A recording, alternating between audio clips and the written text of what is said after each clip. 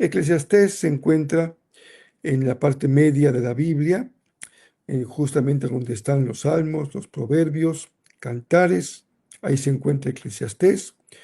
Hemos dicho el miércoles pasado que es un libro de la literatura sapiencial, de sabiduría, y aunque los clasificamos dentro de este cajoncito, cada uno de ellos también tiene diferencias en su contenido, en su estilo, en su forma de expresar el mensaje del Señor.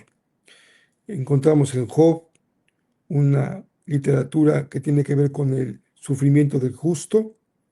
En los Salmos encontramos muchas formas de expresión de la fe, del corazón del salmista y los salmistas, especialmente de alabanza, de adoración, pero también hay algunos salmos sapienciales. También Proverbios, que es el más conocido, que es una serie de máximas prácticas para poner en ejercicio todos los días de nuestra vida y comportarnos conforme a la sabiduría de Dios. Eso está en el corazón de Proverbios, amar y buscar la sabiduría. Pero Eclesiastés es un libro muy peculiar porque es un libro que no encontramos en él un confort, una palabra de tranquilidad para al leerlo, sino por el contrario. Hay textos de la Biblia que nos dejan desarmados, que nos generan muchas preguntas e inquietudes, y uno de ellos es el Eclesiastés.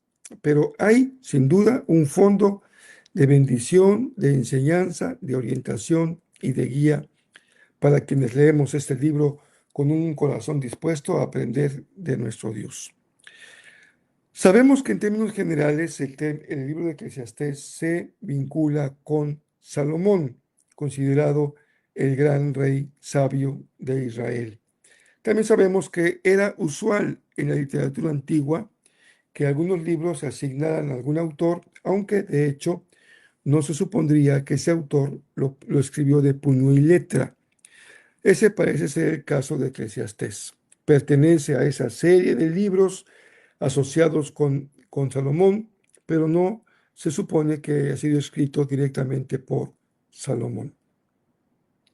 Pero es un libro que refleja la sabiduría de Israel. Eclesiastés pertenece entonces a ese tipo de libros que nos dejan desarmados y que nos generan muchas preguntas. A la vez, no es un libro que se pueda leer rápidamente y no vamos a encontrar en él recetas o respuestas fáciles a nuestras preguntas. Por el contrario, encontramos cómo la sabiduría de Dios también provoca en nosotros preguntas, reflexión, investigación, también dudas, genera inquietudes, pero en todo ello está el Señor obrando en nosotros, generando una actitud de aprendizaje y de conocimiento. No se puede leer de manera rápida, como quien va leyendo un recetario. Tiene que ir leyendo con paciencia, despacio, buscando penetrar más profundamente el texto. Es un libro entonces más de preguntas que de respuestas. Pero es un libro que yo les compartía el miércoles pasado, que tiene un atributo maravilloso. Creo que este es un valor del libro para mí extraordinario. Eclesiastés es un libro que nos dice la verdad, nos confronta con la verdad en las dos facetas que generalmente tiene la verdad. Por un lado, nos dice el Eclesiastés que la vida es hermosa, la vida es maravillosa y que somos llamados a disfrutar de la vida. Pero también nos señala que la vida es frágil y hay que cuidarla. Nos dice que que la vida tiene un significado, tiene un propósito, pero también nos advierte que ese propósito y su significado no siempre responde a nuestras expectativas, es decir, a lo que quisiéramos escuchar o a lo que quisiéramos encontrar. Alguien ha dicho que la Biblia no es el libro que nosotros quisiéramos que fuera. La Biblia es el libro que la Biblia es.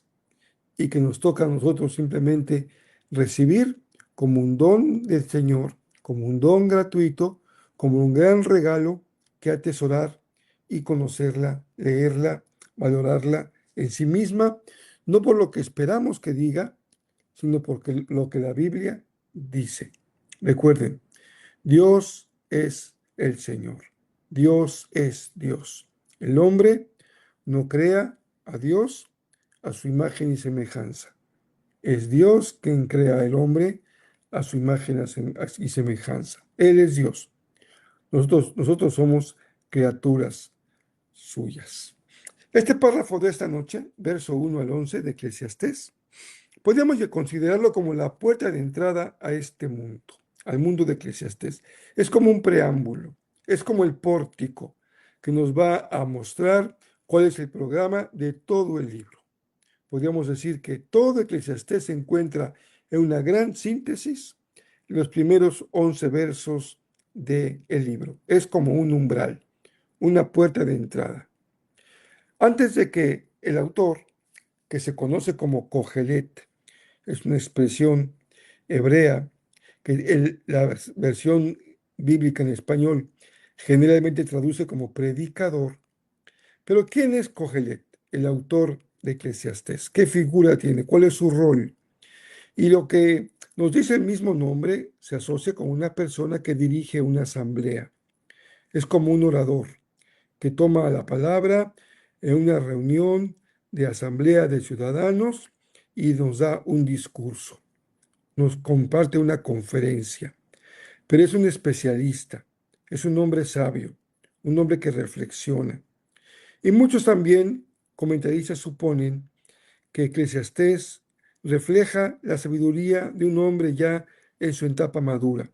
Diríamos que es la reflexión de un viejo, de un anciano, de aquel que ya vivió, ya caminó, ya soñó, ya se enfrentó a la realidad y que al llegando a la etapa de madurez de su vida, o en la etapa ya de peinar canas, puede compartirnos toda su experiencia y toda su sabiduría, lo que él ha observado.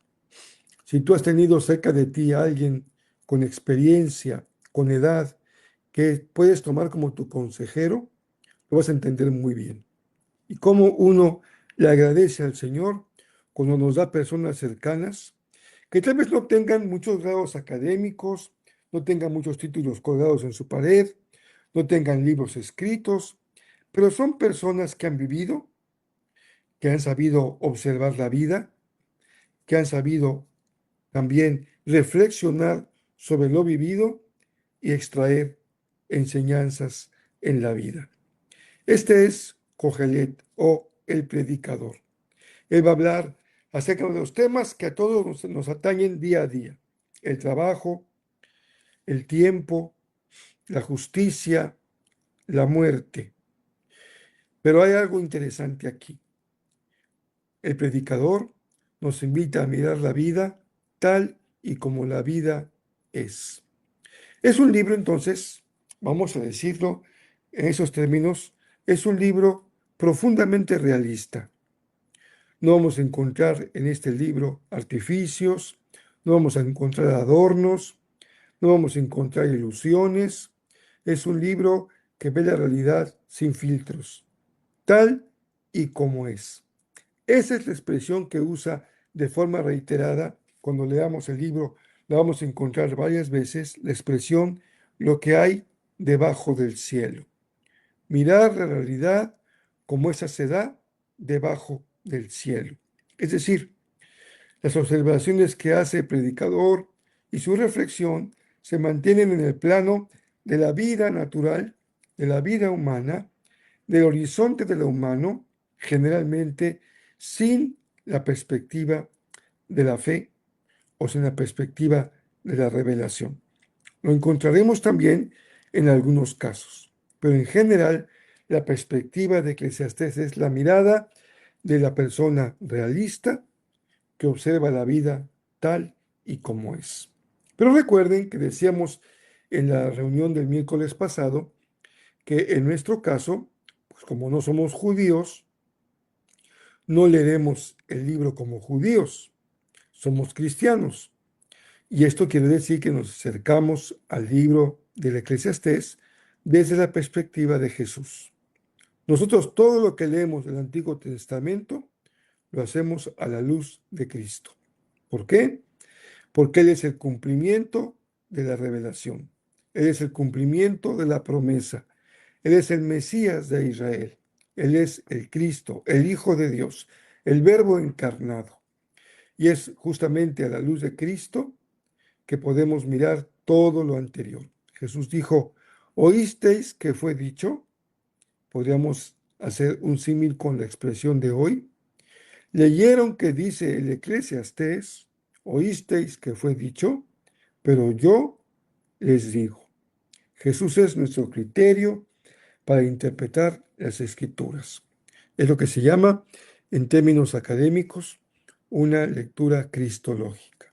Jesús es quien nos enseña a mirar hacia el Eclesiastés. Y lo hacemos entonces desde la fe en Cristo Jesús, quien es. Recuerden que la serie se llama De la sabiduría con minúscula a la sabiduría con mayúscula. La sabiduría con minúscula es la que se encuentra en el Eclesiastés y la sabiduría con mayúscula es la que encontramos en Cristo. Bueno, leamos el párrafo de hoy.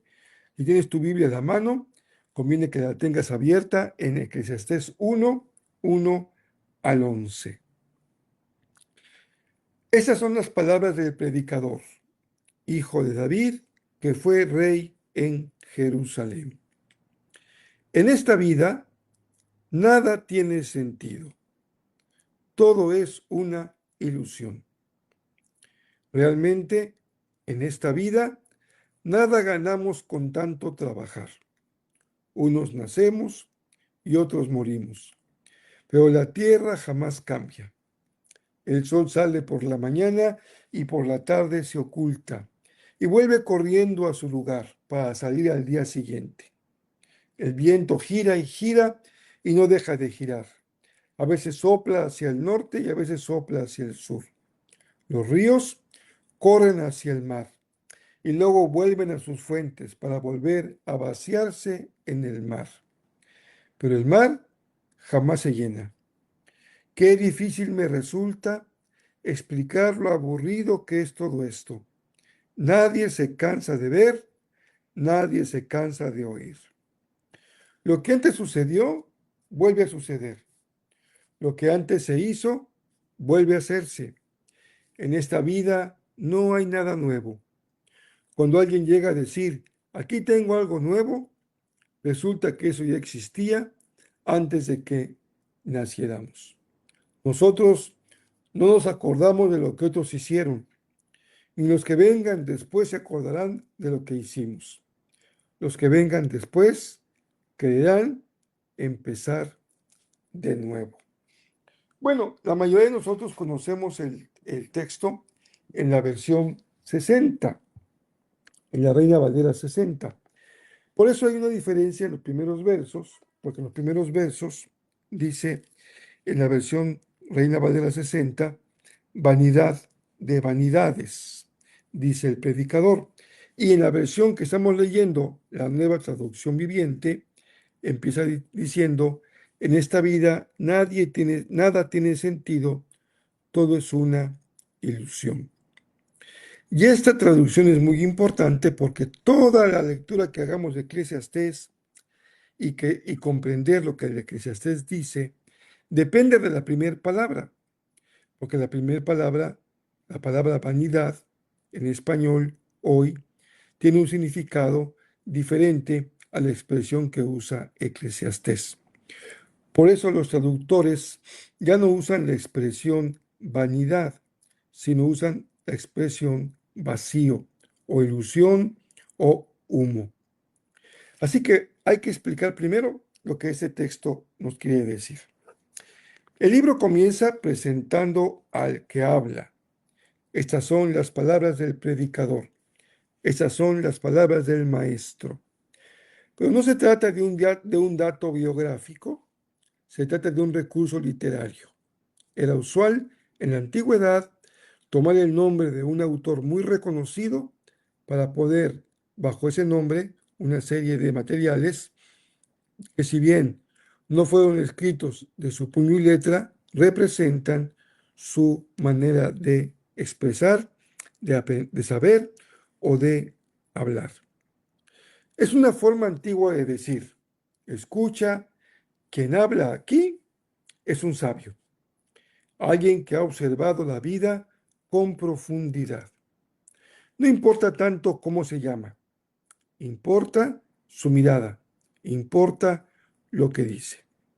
Y lo primero que esa mirada nos dice es una frase que va a atravesar todo el libro. La forma más adecuada de traducir es vapor de vapores, todo es vapor.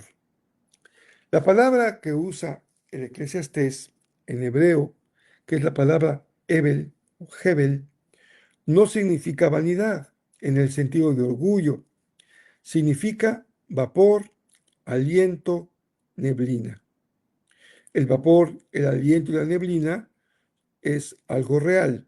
Cada uno de ellos refleja algo real en el mundo físico. El vapor, el aliento, la neblina, podemos mirarlo, pero es imposible de retener. No puedo agarrarlo, la neblina o el vapor. Es algo inasible.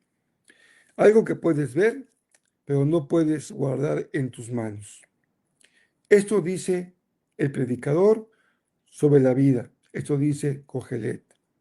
La vida es real, la vida es intensa, pero no podemos controlarla ni tener con ella una concepción permanente de la vida. La vida, hemos escuchado esa famosa frase, la vida se va como el viento. No podemos mantenerla en un sentido de permanencia.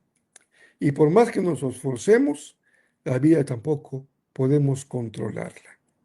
No es controlable ni es permanente. Luego viene la pregunta que define todo el libro. Fíjense qué pregunta tan interesante. ¿Qué gana el ser humano con todo su trabajo? ¿Qué resultado obtenemos de todo nuestro esfuerzo por trabajar? Él no dice, no pregunta si el trabajo vale la pena, si el trabajo es válido en sí mismo. Pregunta si el trabajo deja algo que permanezca, algo que no se evapore con el paso del tiempo. ¿Qué está buscando el predicador? Está buscando algo que permanezca, que tenga una ganancia duradera, algo que no se pierde, que no se diluye con el tiempo. Para responder a esa inquietud de encontrar algo sólido, fíjense, qué interesante. Una forma de hablar del tiempo presente es una sociedad que es superficial, cambiante, transitoria, líquida, efímera. El sentido de permanencia es algo que el ser humano del mundo contemporáneo ha perdido. Y eso es tan coincidente con la perspectiva del predicador. Él observa que la vida es como un vapor, como un humo, como el viento, que el trabajo, que implica todo un esfuerzo, a veces nos quedamos con la sensación de que no hay algo que permanezca, que se quede con nosotros, que tenga solidez, que tenga constancia. El predicador está buscando algo que dure, una ganancia que perdure, un excedente a nuestro esfuerzo que no se pierda. Y para responder a esa inquietud, nos lleva por un pequeño recorrido por la creación. Y vean cómo a partir del versículo, ahora les voy a decir, denme un momento. Estoy ahora en el verso 3, ese sentido del que el trabajo no deja nada sólido. Dice, realmente en esta vida nada ganamos con tanto trabajar. Y empieza a hacer una descripción del mundo biológico, de la vida. Unos nacemos, otros morimos, pero la tierra jamás cambia. Fíjense, la vida humana. Nacemos, morimos. Y en el verso 5 empieza a hacer una observación de la naturaleza. El sol todos los días sale por la mañana y por la tarde se oculta, y eso día tras día tras día. Y luego va en el verso 6 al ejemplo del viento. El viento gira y no deja de girar, en un movimiento incesante, a veces al norte, a veces al sur. Y luego en el verso 7 va a observar a los ríos. Corren hacia el mar, vuelven a sus fuentes, vuelven a vaciarse en el mar, pero nunca lo colman, nunca lo llenan. Otra vez, ese sentido de que hay algo inacible, que no permanece, que no podemos controlar.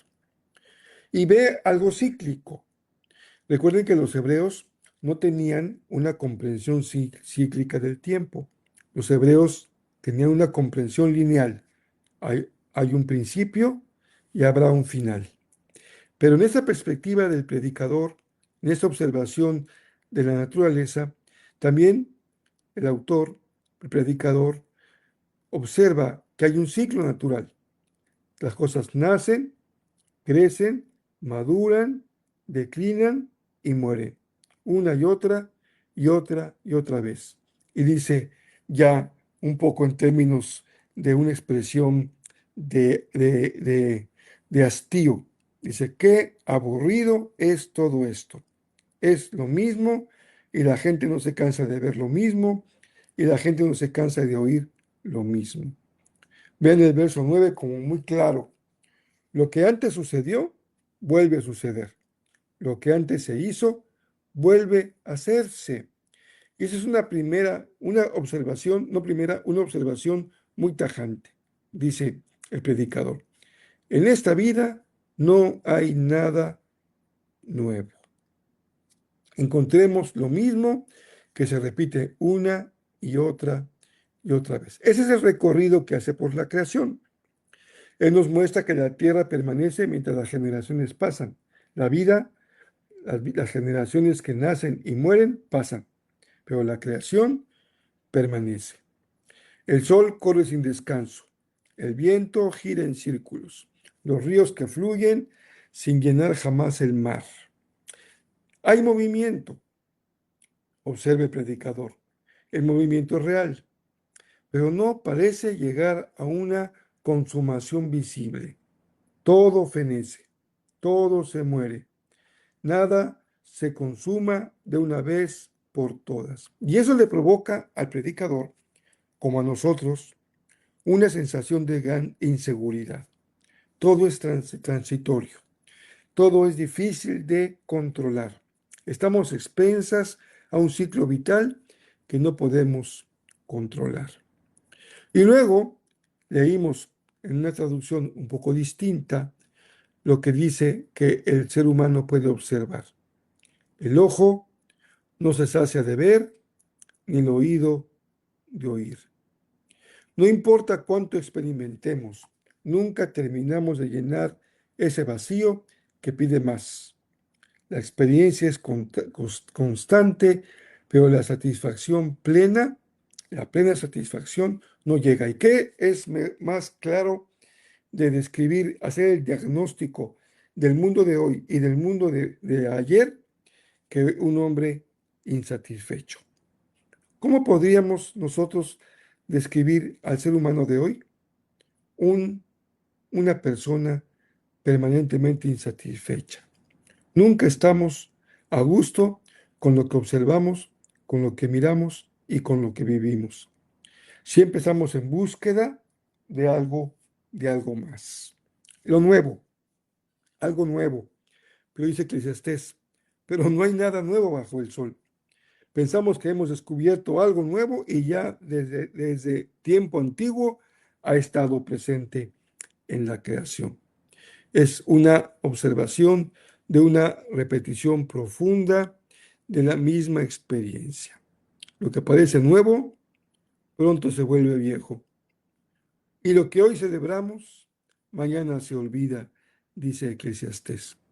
Estamos luchando tanto por cosas que permanezcan. Recuerda que decían por ahí que el ser humano antes de morir debe de hacer tres cosas. Tener un hijo, escribir un libro y sembrar un árbol. ¿Por qué? Vean, observen cuál es la idea de estas tres cosas. Tener un hijo, escribir un libro y sembrar un árbol nos da un sentido de permanencia, de legado, de dejar una huella en la realidad, que nuestra vida no pase como un suspiro y nos vayamos y no queda nada de nosotros. Eso es lo que dice Eclesiastés. No es posible tener nada permanente, todo pasa como el viento. Pero fíjese que aquí aparece una ironía, que también es un recurso que usa el autor en su libro, un recurso muy adecuado para hacernos reflexionar, la ironía. El libro afirma que todo va a ser olvidado, pero el mismo Eclesiastés escribe un libro para no ser olvidado. Y hoy estamos nosotros leyendo el libro que este autor escribió hace muchos siglos, diciendo que todo sería olvidado, pero permanece su propio libro, que no fue y no ha sido olvidado. Esta tensión entre lo que se olvida y lo que permanece no es un error, es parte justamente del mensaje. Bueno, pues me quedé en el punto 1 y me faltan 3. Tenía yo que iba a pasarme esto, pero no se preocupen porque no tenemos prisa. Aquí vamos a tener que suspender porque el tiempo para hoy ya se nos terminó, pero lo prometido es deuda. Pues no sé qué hacer, si les mando mis notas completas para que de una vez las tengan y las puedan leer con calma. Creo que eso vamos a hacer, exactamente. Las voy a publicar para que las tengan ustedes de una vez y las puedan leer con calma antes. Y creo que eso va a ayudarnos mucho a que la explicación que yo daré sea más útil, porque ahí tendrían una lectura previa. Así que sí les voy a poner ahí en el chat de Gerrel y también voy a poner el cuestionario. Y en esta ocasión voy a poner 2 cuestionarios, porque se trata de que sean ayudas didácticas y no se trata de exámenes para que se titulen de teólogos. En el primer caso, el cuestionario va vacío, las puras preguntas. Y en el segundo caso, el cuestionario tiene algunas respuestas sugeridas, porque no son un catecismo. No hay una respuesta absolutamente obligada de una manera y ya, no. Hay cierto espacio para que uno pueda reflexionar y poner una respuesta que también sea fruto de nuestro pensamiento. Así que eso pondremos por hoy. Aquí le dejamos, pero vean con qué nos quedamos. La perspectiva de este libro es de mucha bendición. ¿Por qué? Por 2 o 3 cosas. Primero, nos enfrenta a la realidad del mundo en que vivimos. Y la palabra de Dios es verdadera. Nos habla acerca de la verdad del mundo en que vivimos. Nos da un diagnóstico muy crudo, muy realista. Es un mundo difícil de asir, difícil de controlar. Todo parece ser absolutamente pasajero. Pero también nos guía en que la fe, así pensaba empezar hoy y se me pasó decirlo, la fe, creer es también pensar. No se olviden, creer es también pensar. Y Eclesiastés nos motiva, nos empuja, nos guía a pensar, a reflexionar y a tener una perspectiva crítica de la realidad, pero veremos cómo en el estudio que les voy a compartir llegamos a una perspectiva muy positiva, porque la sabiduría de Dios es Cristo y lo que Eclesiastés plantea como problema, en Jesús encontramos como una solución. Pues no dejen de orar por mi salud, ya ahorita ya me siento otra vez un poco mermado, pero ya está llegando la hora en que debo de volver a tomar medicamento, así que gracias a Dios que está haciendo su trabajo. Mañana nos encontramos en la meditación diaria. Cuídense mucho y que tengan un tiempo de descanso y de reparación. Que el Señor les bendiga.